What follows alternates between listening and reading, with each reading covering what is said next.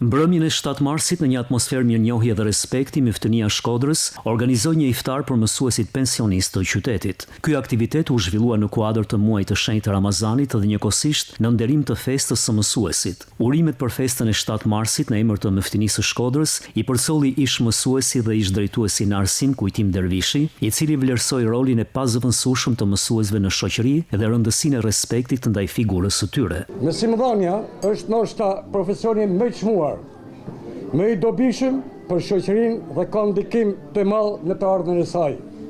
Askush nuk është më i rëndësishëm për një shtet dhe për një komb se sa mësuesi.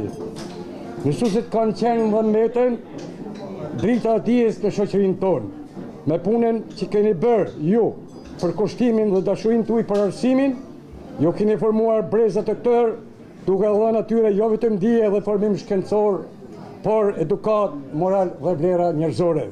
Organizimi i këtij iftari u vlerësua edhe nga vetë mësuesit pensionistë të pranishëm si një gjest i vlerësimit dhe respektit për brezat e mësuesve që i kanë kushtuar jetën arsimit. Iniciativa dhe bashkëpunimi me Mifëtininë ka bërë që ne të gjejmë mënyra se si në Shkodër të triumfojnë edhe harmonia fetare, edhe Shkodra që si vend i dashur i arsimit dhe i kulturës, jep sot një shembull pozitiv ku pa dallim fare feje, jemi në tonë këtu për të festuar atë ditë madhe kur në malet tona janë ngjitur të gjithë me dëshirën e madhe për me hap kulturë.